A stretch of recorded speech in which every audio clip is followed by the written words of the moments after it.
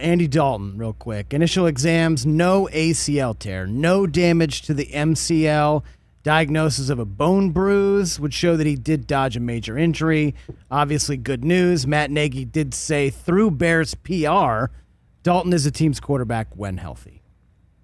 There you have it, Chicago. Honestly, Bears fans will not like it. They will not like it. Nagy is like, I have a plan, and it's to sit Justin Fields as long as possible. We'll get him in every now and then, and if Dalton can't go, he can go. But until then, QB1 is Andy Dalton. And Bears fans are like, we are done sitting around wondering what our team can look like and how far we can go if this defense was supported by a dynamic offense. We're done with it. Even winning yesterday, it's like, well, the defense just stiffened up. Roquan Smith made the game-changing play or game-altering play. Three consecutive picks yesterday. I know, and that's the Bears defense came to the rescue, and imagine what it would look like if that Bears defense got consistently 21 to 24 points put on the board by somebody else. And guess what? Justin Fields may not be that kid right now to do it, but he would be faster if he gets in now. But if Nagy can stand the heat, it sure seems like he can, with a smile on his face, and the Bears fan base held at bay, and the owners are like, you're our guy. We'll trust you. Yeah, do your thing. Then that's the way it's going to go. And the ratcheted and the heat will just only be turned up if the Packers do what we expect tonight, which is win. Because right now the Bears are in second place, and they could be in first if the Lions shock the world tonight. That would be a big shock.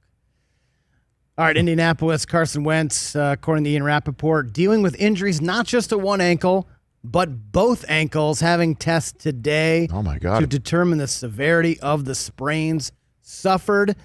We saw Jacob Eason come in yesterday. He did not look good. So Colts fans hoping Carson Wentz is healthy. It's like misery. It's like the football gods came in like Kathy Bates. Yes. Yeah. Poor James Conner. Both ankles. So the guy's recovering from foot surgery now. Both ankles? Yeah. Oh, man. Hey, man, Wentz cannot stay healthy, huh? He cannot. I mean, I always feel bad about saying that guy just can't stay healthy. It's like, what is he supposed to do? This is the body that he's been given? This is the situation? Yeah, like, is it because he's, snacking on pizza at night instead of taking care of his body? I don't know. But if you can't stay healthy, then that's that. I'll tell you this. We mock these guys like they're sitting at offices behind desks. Like they're out there playing a very violent game. And I know, against we go, Aaron why can't Donald. you stay healthy? It's like, gee, man. But the problem is if he constantly can't stay healthy, then that's a problem if you acquire him. You need that availability. So 0-2. Colts 0-2, man.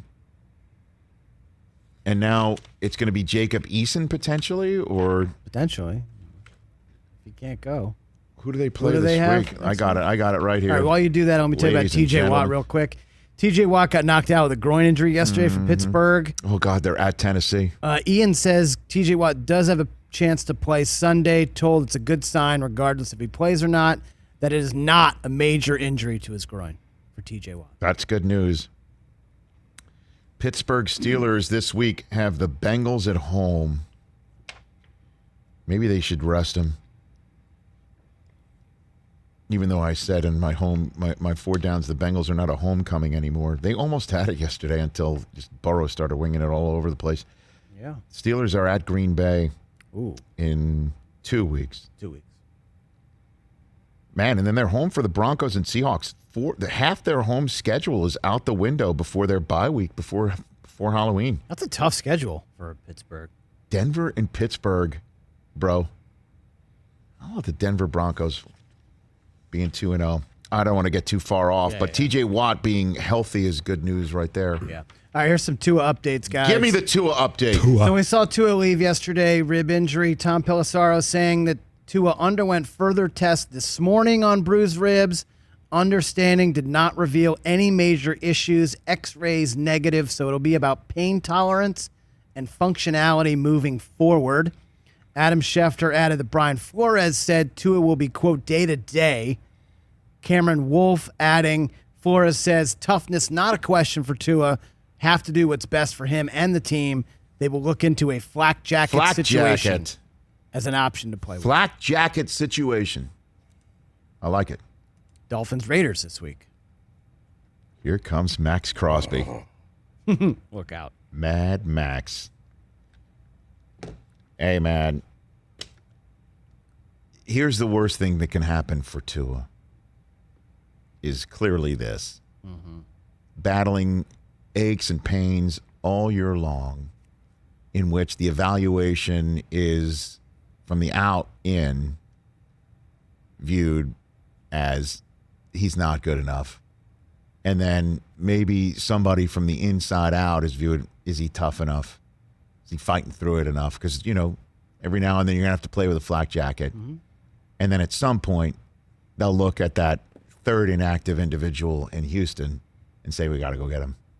Yeah, speaking of. And then what happens to Tua? And then what happens to Tua?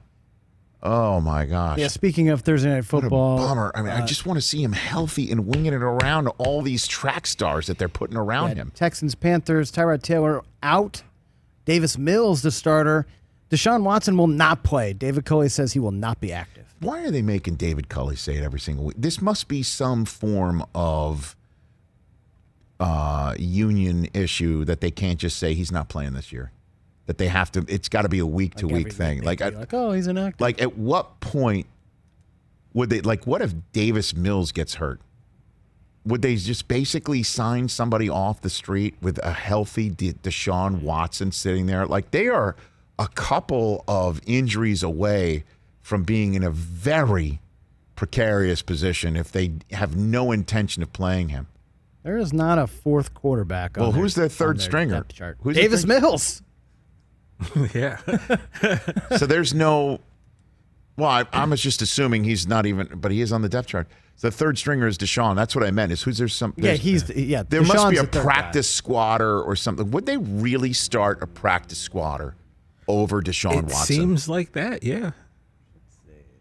Which is so crazy. Because, dude, they're playing football, and I'm going higher register for a reason. They're not laying down. They are not. No. Like Davis Mills looked better than Zach Wilson did yesterday when he came into a game that he wasn't even planning on playing. It looks like Jeff Driscoll is their practice squad quarterback. They would go Jeff Driscoll over Deshaun Watson. They better They better make a call to Cam. Yeah, right. Okay. Well, how about Tyrod Taylor, man? Can this guy catch a break or what? He just can't, man. Unluckiest quarterback in the league right now. He just can't stay healthy. That's a shame. Even but it wasn't his fault last year. When it's his fault, when it's not his fault, like, dude can't catch a break, yo. Hey, you watched all the way to the end. Thanks for that. Watch more right here.